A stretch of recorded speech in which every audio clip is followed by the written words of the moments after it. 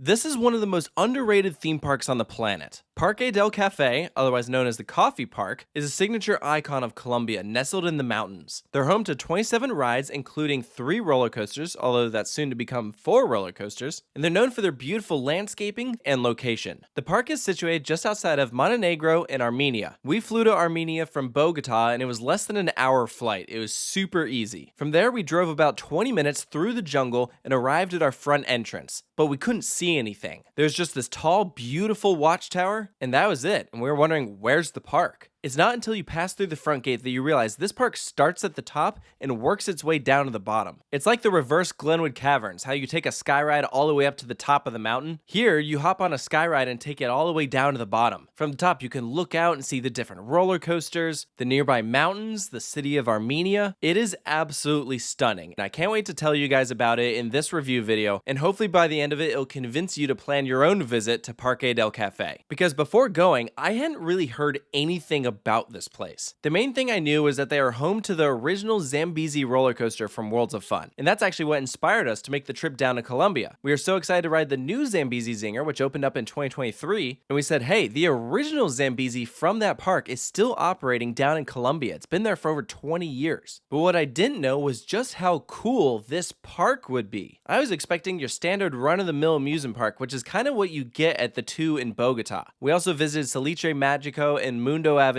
which, don't get me wrong, we had a fun time at, but overall, they're relatively forgettable. Salitre Magico especially was just not that nice of a park, even though the roller coasters were of a decent size. And because we were just there the day before visiting Parque del Café, we were like, okay, what are we getting ourselves into? We're gonna go fly to a different part of Colombia to go visit this one theme park. Is it really gonna be worth it? Oh boy. Oh yeah, it was worth it. We completely underestimated the scale of this place as well as the quality. And what's funny is Parque del Café didn't even start off as a theme park. It was founded by the National Federation of Coffee Growers of Colombia. They opened their doors in 1995, and it was just solely as a museum and an exhibition. You could come in, see how coffee beans are grown, learn about the harvesting, the distribution, and they did this in a fun, story-driven way. There are lots of little models, some animatronics. It was a huge hit with their audience. They immediately drew in 250,000 people. However, it was not super popular with kids because they're not the target audience. They don't drink coffee. They don't really care. So the owner said, we need to put in something that will entertain every member of the family. So they started adding rides. Now, Parque del Café is so much more than just a coffee museum. It's consistently one of the top attractions in Colombia, drawing in over 1 million guests every single year. And everyone we talked to in Colombia knew about Parque del Café and loved it. It's a huge draw from all over. We were in a random taxi ride in Bogota, could barely communicate with our driver, and we told him we were going to Parque del Café, and they were like, oh, Parque del Café, of course. It's literally the Disneyland of Colombia. And honestly, even though they don't have the budget anywhere close to what a Disney park has, they take just as good of care of this place. Parque del Café is easily one of the most beautiful theme parks I have ever visited. From the second we passed through the turnstiles, which by the way, this park is dirt cheap, we paid like $11 to get in, you're greeted with this well-landscaped plaza. You see the Parque del Café sign, which just sits at the edge of this drop-off. So you have the picturesque mountains behind you, the park down below. It is unbelievable. We stood there for so long just admiring the view. Like, that alone was worth the $11 to get in. And the view is going to change as you travel around the park. So of course you can go up to that top of the observation deck at the very front. That's your highest vantage point in the entire park. When you want to work your way down, you can take a sky ride or a gondola. You can also walk. It's a long, windy pathway down to the bottom, but you can do it. Your trip down is of course going to be filled with some amazing views. I thoroughly enjoyed that ride. And then when you get down to the bottom, things get crazier. The foliage starts getting thicker, more jungle-like. You're walking down this narrow pathway with this towering bamboo all around you, and there's like no rides in sight.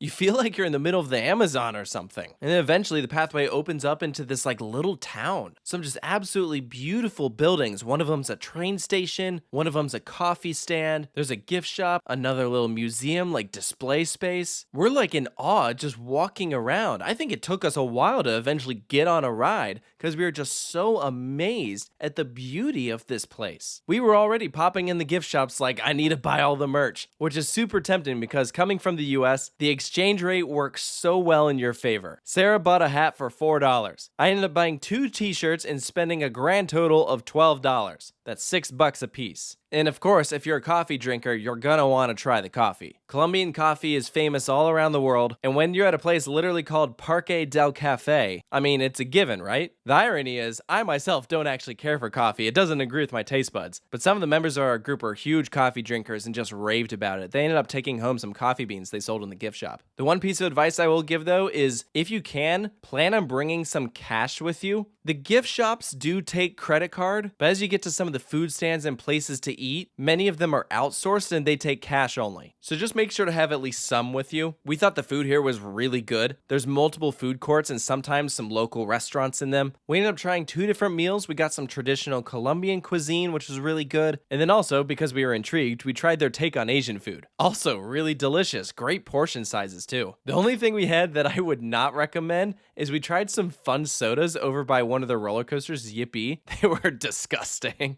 They tasted like salt water. Don't be fooled by the appearance. They're certainly fun looking, but oh my gosh, these were horrible. Well, let's talk about some of the rides. So I mentioned, of course, there are 3 roller coasters here. The first, as I talked about briefly in the beginning, is the original Zambezi Zinger. This is located like right in the center of the park. Beautiful placement. You can see the entire ride out in front of you. And it's a great family attraction. This was clearly the most popular ride here. And you know what? They had good operations as well. There are 2 trains consistently cycling. At one point, they were having issues with one of the trains that they transferred one off, and we could literally see the maintenance workers actively trying to fix it. And we came back an hour later, and it was back on the tracks, back to 2 trains. The only downside is when we got to Yippee, another family coaster, that was on 1 train, but I didn't think it was really a problem at all. It ended up being a pretty quiet day when we were at Parque Del Café. We walked right onto it, so it being 1 train didn't really affect anything. That's a fun coaster, though. It's all the way in the back of the park, along with their other Gerstlauer coaster, Crater. Crater is an off-the-shelf Eurofighter, the same as Tantrum at Darien Lake or Iron Shark at the Galveston Pleasure Pier. These are super fun, lap bar only. It's easily the most thrilling attraction here in the park. Yippee is a custom layout built on the hillside. Another example of how Gerstlauer just does amazing family coasters. As of 2024, Parque del Café is set to receive another Gerstlauer coaster. This is going to be one of their inverts, only the second ever built after Storm at Tussenfried. However, while that one is a multi-launch, this one is going to have a lift hill. It is one of Gerstlauer's off-the-shelf layouts. However, because it's the first one of its kind, there currently won't be another one with the same layout. But it's going to be a really nice addition because Parque del Café hasn't received a new roller coaster since 2018 with Yippee, so that will have been 6 years, and it'll be the first coaster in the park to hang below the track, so it'll be a nice compliment. And this park has so much space that I'm not surprised at all that they're getting a new roller coaster, and the park is popular enough to afford one. Many theme parks in South America just have basic, like not very good quality roller coasters. Like there's a lot of boomerangs and SLCs out there. And it's awesome that Parque del Café has 4 good quality attractions. We rode every single roller coaster here multiple times. And if they keep it up, there's still plenty of room to add more. I'd love to see their take on a mountain coaster here. Starting at the top, going down to the bottom, I feel like that'd be really cool. In my opinion, the new biggest gap in their lineup is they need something with like a really good launch. Yippee starts off with a mild tire-propelled launch out of the station, but I'd love to see something with LSMs here. But one thing at a time, I'm excited for this new coaster. I think it's going to work really well here.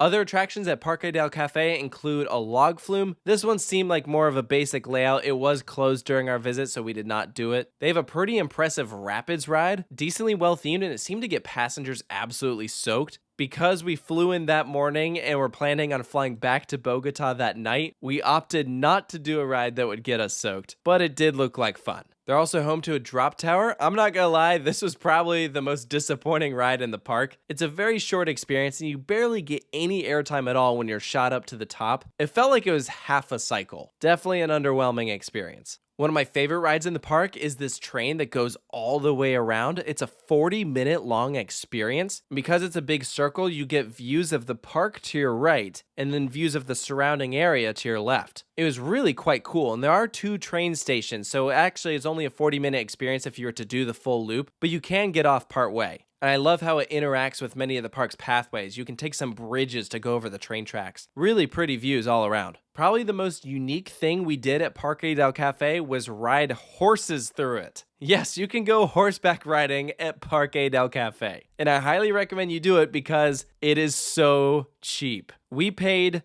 $3 US for a 20-minute ride around the park. It straight up felt like robbery. I was like, are you serious right now? But it was awesome. It was really, really cool. We're literally on horses, going past pathways, waving to other guests, waving to people riding roller coasters. You just don't really get that at other theme parks. The only other one I could think of that does that is Mundo Aventura, the other theme park in Bogota that we were at the day before. And I'd much rather do it here because you get better views. That's the only upcharge experience in the park, and I definitely would have paid more for it. But all of the attractions here in Parque del Café are of great quality. Even their classic flat rides were well presented, well taken care of. Some of them even had theming. Their kids area in particular was hilarious. It had all this wacky, fun theming with these bizarre statues all over the place. It all wraps around this baby log flume for the kids to enjoy, which we quickly found out adults cannot ride. I actually think we would have sunk it if we had. And it's just a great example of how you don't need intellectual properties to make a compelling park. There's no Mickey Mouse, there's no Bugs Bunny, there's no Snoopy, but it's still just an amazing atmosphere. One of the biggest things that I was just blown away with is the pathways. They're constantly going up and over different parts of the park. It's the most elaborate layout I've ever seen. And if you look down to the ground, it's so well detailed. Everywhere you look, there are different carvings on the ground with all these different designs. There's no blacktop, there's no ugly concrete, no gravel. It's this beautiful cobblestone, and it's just quality. Not an inch in Parque del Café went untouched. I've been to a lot of theme parks around the world, and this might be the most surprised I've ever been walking away from a park. A place that I knew absolutely nothing about and just exceeded every form of expectation. If this place were in the United States, it'd be one of the most visited theme parks in the country. I have no doubt about it. And it makes me sad that this park has flown under the radar and doesn't get talked about enough. It's hugely popular in Colombia, but as a theme park and coaster enthusiast, you never hear anything about this place. And frankly, I think it deserves all the attention it can get. If you get the opportunity to visit, I highly recommend it. Fly down to Bogota, take the quick connection flight into Armenia, 20-minute cab ride. And once you get down here, it's really affordable, and plenty of the things that we saw in Parque del Café were in English. Yes, it's dominantly Spanish, but we were able to get by just fine. I know that can be intimidating for a lot of people. But I can't wait to return one day with more friends so I can show them what an amazing place this is. So let me know down in the comments below what you think of Parque del Café in Colombia. Post those thoughts down below, and if you're new to Coaster Studios, we do amusement park reviews from places all across the world. Be sure to check out the playlist we have available in alphabetical order by the park's name, and stay tuned for more. Thank you for watching, and I'll see you next time.